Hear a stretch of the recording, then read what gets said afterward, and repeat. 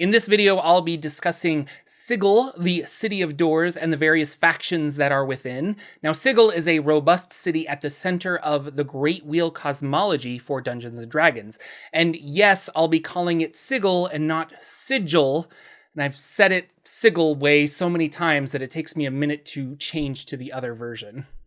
Hello everybody, Jordan here. The PH is silent and we're talking about Sigil, but specifically the factions within the city. Now I've made a few videos on Sigil and the Lady of Pain specifically, and if you're interested, they'll be linked down below. This video topic in particular was voted on by my patrons, so thank you, patrons. Now, like most items I research, it always seems to start off small and then you find a deep well of information.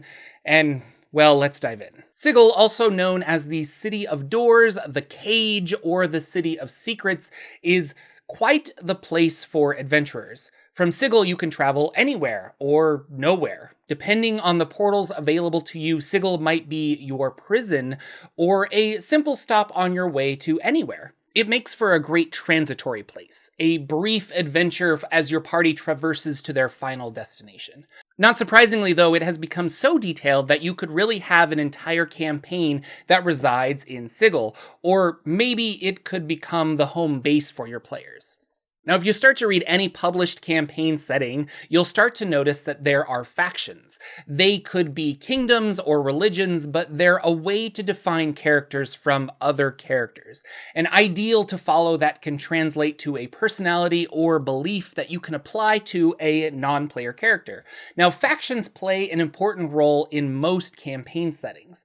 The simple fact that your players will have to take sides. Now, certain factions will have jobs to offer the players, and that creates conflict with the other factions who don't like the first faction, and this conflict is where a story becomes interesting and allows gameplay to soar. Now, I believe well-written factions are not the ones that are purposely good or bad. If they're left ambiguous, your players get to be the ones to decide what is important and who to back. Within Sigil, there were originally more than 50 factions, and many of these were just a loose organization of groups that simply held different views on the multiverse and the planes. However, 630-ish years ago, the Lady of Pain created and enforced a new rule saying that there can be no more than 15 factions, which thankfully makes this video a lot easier to make. Some believe the lady's reasoning was to curb the chaos that each viewpoint and group was bringing into Sigil, but the will of the lady is unknown to all but her. Now, you'll find information on the factions in the Planescape campaign setting for 2nd edition, and if this interests you, I would also recommend the 2E supplement, The Factals Manifesto, which contains a great detail on each of the 15 factions. Now, within the Factals Manifesto, there are details on the benefits and hindrances that a player character inherits when they become part of a specific faction. It's something you don't need to use, but I think would be a lot of fun to add to your game. And it reminds me of the Theros piety mechanics, but instead tied to a group patron, which would be one of these factions. There's no direct conversion of these mechanics that exist, but or that I could find, but they're easy enough to figure out for your own D&D campaign. Now, I'm going to briefly describe each of the 15 factions, and when I started writing this, I got about 3 factions in and realized that I'd never finish on time. Each faction has a headquarters, NPCs, histories, and a recruitment criteria. There was just too much information to put into this video. And I had thought of creating a separate video, but I like the idea of this being self-contained. So we'll see if I go into more detail later on or not. But anyway, let's begin. In alphabetical order, starting with the Athar. The gods are frauds. The unknowable truth lies beyond the veil. The Athar were first formed long ago by someone named Ciro. Now, Ciro had lost everything to the god Loki and his religion hierarchy. They took everything, but this didn't really discourage him. In fact, it was the opposite. With nothing to tie him down, he was finally free, but not only of religions and religious servitude, but also of really any obligation or material possession that would have kept him locked in one place. So he started to wonder, why gods should need priests, worshippers, sacrifice, and gold to feed their immortality. Divine beings were stronger than mortals, yes, but why did they have so many weaknesses and require faith as much as people required food? More than that, why would a deity not support their priests rather than stripping poor mortals of all of their hard-earned gold? Now, Ciro gathered followers who were also asking similar questions, and these questions led to those followers acknowledging a god's existence, but not necessarily acknowledging their requirement for worship or respect. The Athar had a very radical idea of destroying worship, to stop worship towards these divine powers. They believe we elevate our own prisons through worship. They spread these ideas to those who will listen, and with paper and ink, would you like to subscribe to my newsletter? Their focus really is to prove that the gods are frauds, and many who hear their story simply have never thought to ask these questions before. They'll target anyone with faith, but they must be discreet because the gods are powerful and they are watching. But a good thing, their influence is almost null within Sigil. The Athar believe the gods hide behind an unknown truth, some set of cosmic laws or reality that would explain the concept of faith. Their wish is to part the unknown veil and glimpse this truth. Believers of the source. All life springs from the same divine source, ascending and descending in form as the cosmos tests it. This faction started with the idea that just as we become physically better at tasks that we practice, our spirits are shaped by the existence as a whole. We are forged by life, and our body pays attention to the consequences of its actions. In this way, our souls learn, and they should move forward to produce only good results. Now, factions can change within Sigil and through history, and later on, a person named Augie introduced the idea of reincarnation. Now, Augie had been reincarnated 1,000 times and could remember her past lives. She explained the multiverse as a ladder. You go up or down in response to the choices that you have made while living. Now, if you could remember your past lives, you can expedite the forged by life philosophy and ascend to become a deity. She believed there was a source to the divine, and it was all accessible. She gave her followers a name, believers of the source, and directed followers to finding those who had information on past lives. Believers evolved yet further when a mathematician and musician preached that there was a vibrational resonance in the universe, that any given moment in time and space, there was a unique musical code that could be transposed and understood. New followers became convinced that this music of the multiverse could tell you if you're headed on the right track to godhood, and a push came about to be able to hear the celestial symphony and recall past lives to, in a way, know the future. Now, followers of this faction insist that you learn from your mistakes, and they won't really interfere in life lessons. The Bleak Cabal. The multiverse ain't supposed to make sense. There's no grand scheme, there's no deep meaning, no elusive order. The only truth worth finding lies within. Kabbalists, as they are known, believe in nothing except whatever twisted meaning they find for themselves. There is no order, no reason to the multiverse, and it kind of sounds pretty bleak. And it can be, but despite their sad outlook on the world, they strive to help others. With nothing to lose, they often do charitable works within Sigil, helping to ease the pain and suffering of others, as well as themselves. Within the mind of a Kabbalist, there is despair, angst, and sometimes madness, but there is also compassion and mercy. As others search for inner meaning or salvation or hope, they acknowledge that the multiverse is pain, is despair and darkness without end, which is why mercy is most needed. The Bleak Cabal provide food for the hungry and shelter for the lost. The Doomguard. Entropy is ecstasy, decay is divine. The multiverse is supposed to fall apart. We're just here to keep leatherheads from interfering. Ah, the ultimate heat death of the universe. which is not just the name of my Explosions in the Sky cover band, it is the fate of every atom within the cosmos. All motion stops, all energy ceases to be, and there is nothing you can do to stop it. It's math, really. There's no remainder left at the end. All will be zero. And so it is true within Planescape, or at least that is what the Doomguard believe. Everything decays, everything falls into ruin, and disintegrates with the passage of time. The Doomguard followers are known as sinkers, and are content to sit back and watch things fall apart. They might help it along here and there, but members have an eye on the big picture, meaning you won't really see a sinker going around tearing up roads or ripping up books. Time will take care of everything eventually.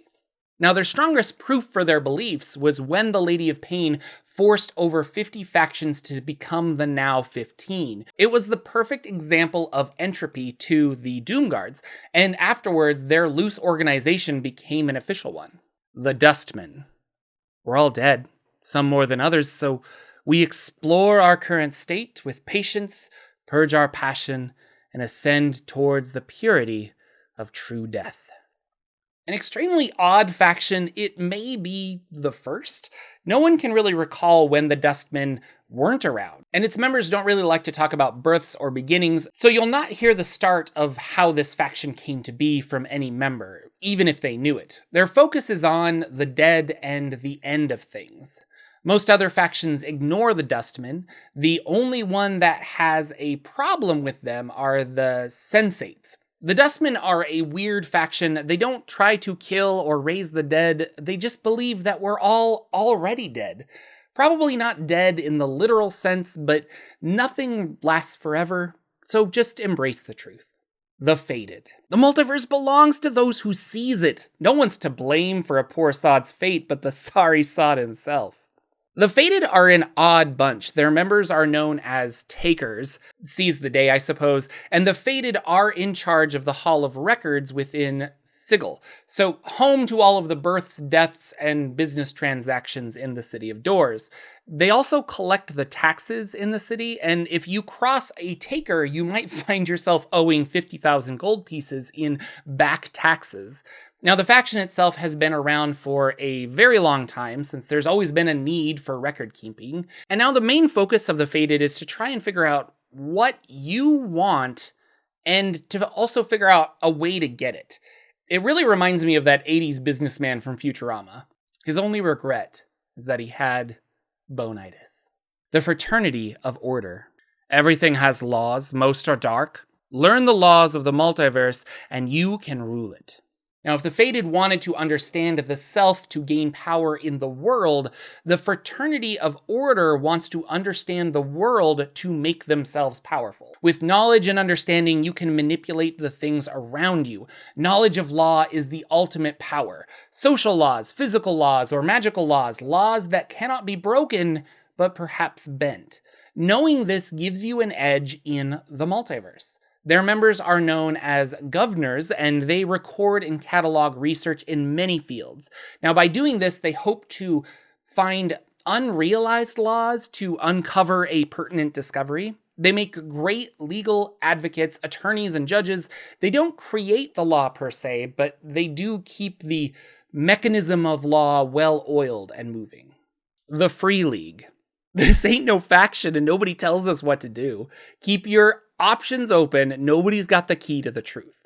The Free League isn't really a faction. They consider themselves a loose collection of like-thinking bodies. They have no voice in governing Sigil and no seat on the council. They like it that way, though. They actually enjoy the Outlands over Sigil. In Sigil, there are passions and conflicts, people warring in one form or another. The Outlands is a place of supreme neutrality, where all the planes come together. Now, this neutrality represents not one plane or power holding sway over another. You are utterly free in the Outlands. The Harmonium. Peace is our goal, but if it takes a little war to get others to set things right, so be it. Peace makes the Harmonium sound like pacifists, but do not be fooled. Their philosophy is anti-war and anti-aggression, but through any means necessary. The faction is about 200 years old and was founded on a world called Outtro. A group of adventurers went to rid the country of chaos and bring peace to the land, and they accomplished their goal, and then they moved on to others, eventually becoming the Harmonium. Now, once they brought harmony to their whole world, they looked to where chaos manifested, to kill it at its root. And that involved going to the abyss. But they quickly turned tail and set up a base in Sigil to keep an eye on the multiverse instead. They've remained in Sigil ever since, and actually the Ortho Harmonium Empire is said to have spread through many parts of the Prime Material Plane. Mercykillers. Justice is everything. When properly applied, punishment leads to perfection. The Mercykillers believe if they can apply the correct type and amount of punishment to every person necessary, the multiverse will be cleansed of evil and made perfect. They are a self-made police force, so to speak, and remind me a lot of Judge Dredd. Part of their 8 tenets of justice is, I shall decide where justice must fall under the law, and I will mete out that justice with a firm and unyielding hand. The Revolutionary League. The status quo is built on lies and greed. Crush the factions, break them all down, and rebuild what's left. That's the only way to find the real truth. Damn the man, save the Empire. Empire records specifically. The Revolutionary League are anarchists who want to tear down the factions. They get blamed a lot for sabotage, and even when it's not really their doing, sometimes a member will scrawl a message on a wall and take credit for it. They have hidden members in other factions to internally break them apart and shut them down, but this has never really been successful, but they keep trying. The Sign of One. The multiverse exists because the mind imagines it. The signer, it could be any signer, create the multiverse through the power of thought. An old faction dating back many centuries, their members are known as signers, and the first signer was Rilith, whose metaphysical adventures created the organization and its philosophy. Rilith was bitten by a venomous spider, and she closed her eyes and pictured a healthy arm, healthy body, with no venom. Her chanting and thought seemingly reversed the bite, and she survived. Now, a society was created to teach her techniques of the power of thought, the power of belief, the power of positive thinking to others.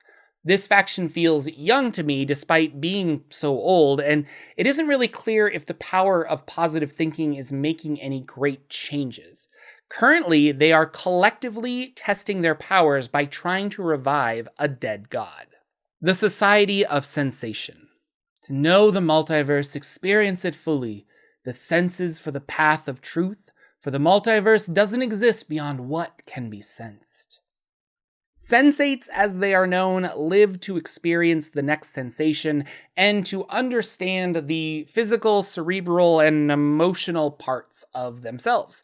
They strive to be in a state of awareness and preparedness to understand the emotional states of their body.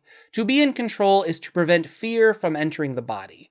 One understands themselves through sensation, and the sensates strive to experience new sensations, new realities, and new perspectives.